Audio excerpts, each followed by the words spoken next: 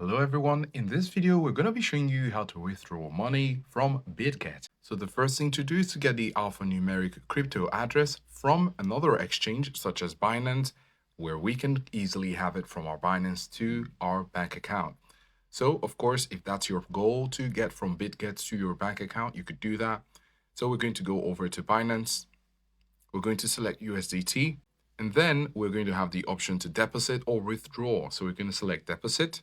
It's important to take note of the network. So we're going to be using Ethereum, and then we're going to copy the alphanumeric USDT crypto address with Ethereum network. Now we can go over to our Bitget, and then here we have our USDT. We're going to select it and then select send. When we click on send, you can select the standard or the network, and you can see it's under Ethereum. So we're going to select USDT ERC20. This corresponds with the alphanumeric USDT address in Binance using the ERC20 network.